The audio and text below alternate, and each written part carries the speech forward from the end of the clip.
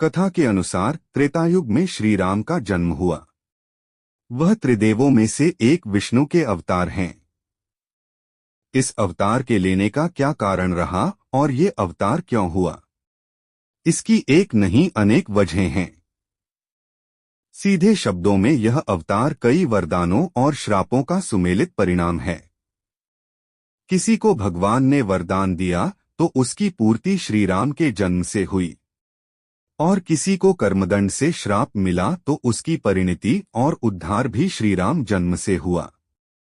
इसीलिए श्री राम को तारक और पातक कहा गया है। संत तुलसीदास ने मानस में उनके अवतार लेने की सभी वजहों का वर्णन किया है।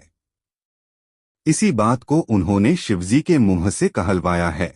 पार्वती को श्री राम कथा सुनाते हुए शिवजी कहते हैं कि जब जब धर्म की हानि होती है और नीच अभिमानी राक्षस बढ़ जाते हैं, वे कई तरह की अनीति करते हैं। ब्राह्मण, गो, देवता और पृथ्वी वासियों को कष्ट देते हैं। तब तब वे कृपानिधान प्रभु भांति भांति के शरीर धारण कर सज्जनों की पीड़ा हरते हैं। वे असुरों को मारकर सत्य को स्थापित करते हैं। वेदों की मर्यादा की रक्षा करते हैं। श्री रामचंद्र जी के अवतार का यही कारण है। वह फिर कहते हैं कि राम जन्म के कई कारण हैं और सब एक से एक विचित्र हैं। उनमें से एक दो मैं तुम्हें सुनाता हूं।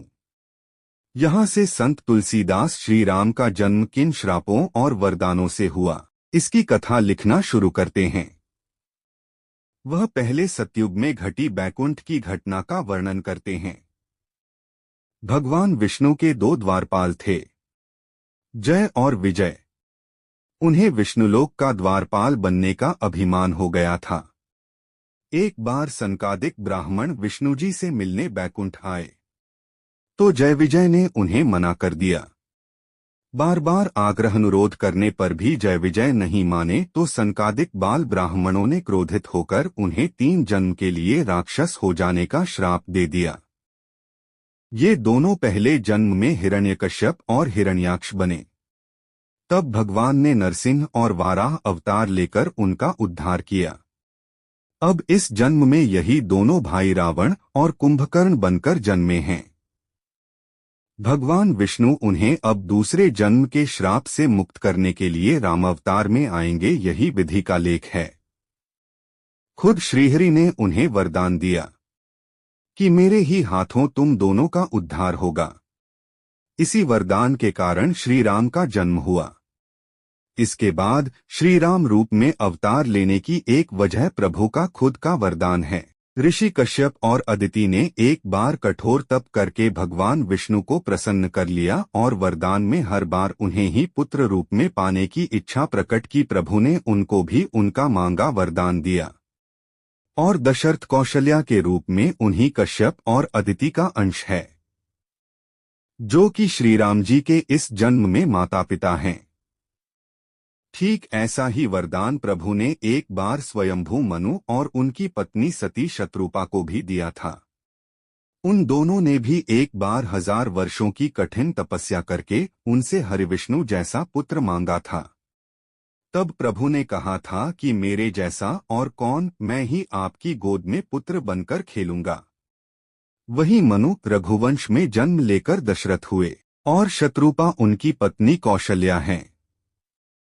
इस तरह भगवान विष्णु ने कश्यपदिति को वरदान दिया, मनुष्यरूपा को वरदान दिया और उनके वरदान की पूर्ति के लिए पुत्र रूप में जन्म लिया और श्री राम के नाम से कीर्तिवान हुए।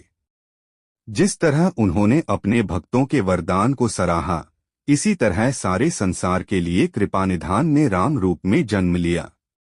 उनके जन्म की एक और बड़ी वजह है। ऐसा कहकर शिवजी पार्वती जी को एक और कथा सुनाने लगे। शिवजी ने कहा, जब पृथ्वी पर बहुत तरह के अधर्म होने लगे और वह अनित्य अत्याचारों के बोझ से दबने लगी, तो एक दिन उसने एक निरीह गाय का रूप धरा और छिपते छिपाते देवताओं के लोक पहुंची। शिवजी कहते हैं कि देवताओं के पास रोकर उसने अपना दुख कहा, लेकिन देवता खुद निरीह थे, इसलिए सब मिलकर ब्रह्मा देव के पास गए। लेकिन ब्रह्मा देव भी कुछ नहीं कर सकते थे, क्योंकि उन्होंने ही रावण को ऐसा भीषण वरदान दिया था ताकि देवता उसका कुछ न बिगाड़ पाएं। तब सभी मिलकर भगवान विष्णु के पास क्षीरसागर गए और कई तरह से उनकी वंदना की। पृथ्वी ने करुण पुकार की। तब श्रीहरि ने आंखें खोलीं और उन्होंने सबकी बात सुनी। फिर उन्होंने सभी की रक्षा के लिए अपना प्रण दोहराया और कहा कि आप सभी की रक्षा के लिए मैं मनुष्य रूप में जन्म लूंगा। रावण ने ऐसा ही वरदान ब्रह्मदेव जी से मांगा है। कश्यप अदिति को जो मैंने उनके पुत्र रूप में जन्म लेने का वरदान दिया था, उसे भी पूरा करना है। वे दशरथ कौशल्या हैं, उनके ही घर जन्म लूंगा। नारद मुनि के वचन को भी सत्य करना है, इसलिए मैं नर अवतार लेने जा रहा हूं। इस तरह शिवजी ने पार्वती जी को उन सभी वरदानों की कथा सुनाई जिनके कारण श्री राम जी का जन्म हुआ। अलग अलग समय पर अलग अलग लोगों को दिए वरदान ही श्रीहरि के राम अवतार का कारण बने।